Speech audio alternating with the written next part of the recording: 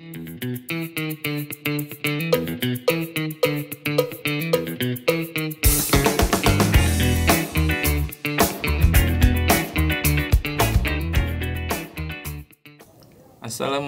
warahmatullahi wabarakatuh. Berjumpa lagi dengan saya Ari. Pada video ini saya ingin menjelaskan sedikit tentang cara penggunaan multimeter yang sebelumnya saya sudah review ya, pada merek Helles. Dari segi bahasanya, multimeter atau multitester atau avometer memiliki arti masing-masing ya. Multimeter yang berarti ya, alat untuk mengukur ya, banyak ukuran. Multitester juga berarti sama. Ada juga yang bilang avometer. Nah, pada avometer ini bahasa yang paling saya suka, yang pas untuk menamakan alat ini ya, yaitu untuk mengukur ampere, volt, ohm. Avo itu adalah singkatan dari ampere, volt, dan ohm ya. Yang pertama langsung saja kita bahas untuk pengukuran ohm ya. Di sini tertera pada saklar selektor dari mulai kali 1 sampai kali 1K ya. Untuk pembacaannya pada papan skala ya. Ini papan skala ya. Lalu jarum penunjuk skala, terus zero adjust untuk penunjuk untuk mengenolkan jarum penunjuk, lalu adjust ohm untuk mengadjust pada saat kita menggunakan ohm ya. Setiap penggunaan ohm atau pemindahan skala pada ohm wajib dikalibrasi atau diadjust ya. Contoh, kita sentuhkan antara kutub positif dan negatifnya, lalu kita putar adjust hingga berhenti di garis 0 ya. Baru kita melakukan proses pengukuran. Contoh, kita mengukur suatu komponen kelistrikan.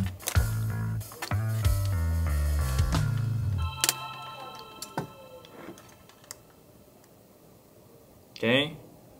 Nah, nilai yang dibaca itu pada papan skala pada garis yang paling atas ya. Yang semakin dia ke 0 itu semakin kecil, berbalik dibanding DC atau AC ya. Pada ohm, nilai setiap satu garis kecilnya berbeda-beda ya. Dari mulai 0 ke 1 memiliki setiap satu garis kecil 0,2 ohm.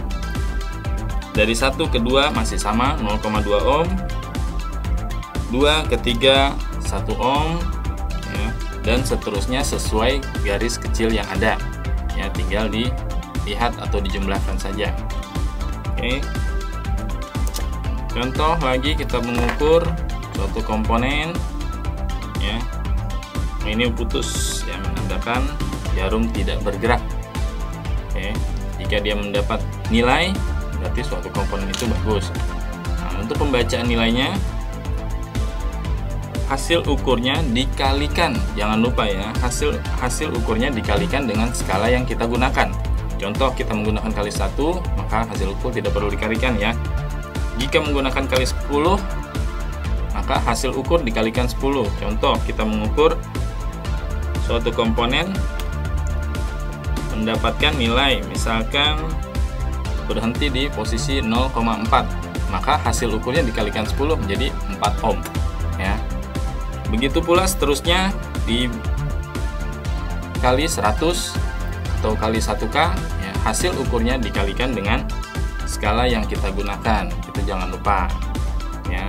Dan yang paling penting tadi di awal, setiap pemindahan skala, contoh kita dari menggunakan skala kali 1 ya, lalu pindah skala menggunakan kali 10, maka sebelum kita melakukan pengukuran, jangan lupa kedua kabel probe ini harus kita kalibrasi supaya hasilnya akurat ya. Oke, itu untuk ohm. Kita lanjut pada selektor untuk AC ya. Apa sih AC? Yaitu untuk mengukur arus PLN atau arus bolak-balik. Dimulai dari skala 10 sampai 1000. Nah, untuk pengukuran arus PLN, contoh PLN memiliki sumber yaitu 220 volt. Maka skala yang kita gunakan harus di atas dari nilai sumber tersebut. Contoh misalkan tadi sumbernya 220, maka kita harus mengukur menggunakan skala 250 ya. Baru kita sentuhkan antara prob positif dan negatifnya.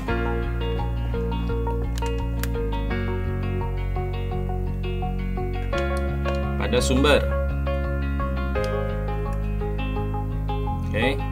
Maka nilai akan menunjuk ya. Pembacaan papan skala pada AC, yaitu yang di bawahnya ohm ya, yang terdapat tulisan AC di sini. Oke, kita lihat karena menggunakan skala 250, maka nilai yang kita lihat atau nilai yang kita baca yaitu yang 0 sampai 250. Karena ada 3 pilihan angka di sini. Ada 010, 050 dan 0250. Karena menggunakan skala yang 250, maka pembacaan skala pada papan skalanya yaitu 0 sampai 250. Nah, posisi sekarang ini berada di 200 lebih 2 garis kecil ya. Berarti kalau kita jumlahkan sekitar 215 ya. 215 atau 210. Ini 2 garis kecil ya, 210 ya. Berarti nilainya agak turun sedikit ya dari sumber, karena arus listrik PLN atau arus AC itu cenderung suka naik turun. Oke, itu pembahasan untuk AC secara singkat. Jika di atas dari 250, kita menggunakan skala 1000. Contoh misalkan untuk mengukur arus 3 pas yang memiliki arus di atas dari 300, kita bisa menggunakan yang 1000. Oke, papan skala yang dibaca nanti jikapun kita menggunakan 1000, yang dibaca itu 0 sampai 10 karena kita lihat persamaan angkanya ya.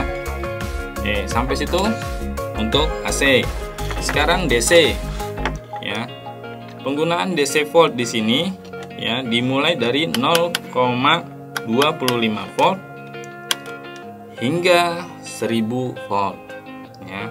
Nah, contoh untuk pengukuran DC, saya mengukur batu baterai ya, memiliki arus 1,5 volt.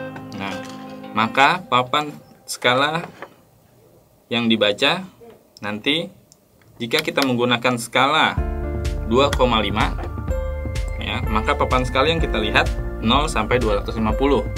Jika kita menggunakan skala 10, maka papan skala yang kita lihat 0 sampai 10 ya. Kita cukup menggunakan 2,5 karena nilainya 1,5 volt. Nah, sentuhkan antara kutub positif dan negatifnya pada baterai. Jangan sampai terbalik ya. Jika terbalik, otomatis jarum penunjuk akan bergerak malah berbalik. Nah, kita arahkan atau kita ukur, maka dia akan bergerak. Barulah kita baca. Yang kita lihat papan skala di sini yaitu 0 sampai 250 ya. Di sini berhenti jarum di angka 150, berarti pas nilainya ya, 1,5 volt. Oke. Kita coba lagi dengan baterai yang lain.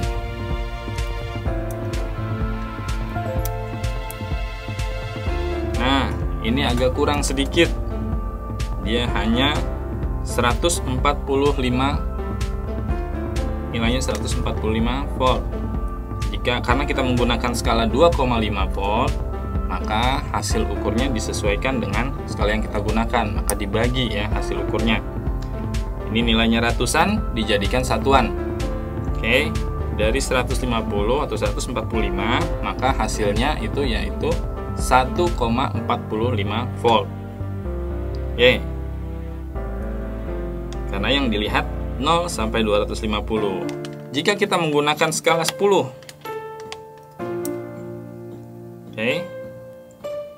maka nilai yang dibaca pada papan skala yaitu 0 sampai 10. Di sini tertera di angka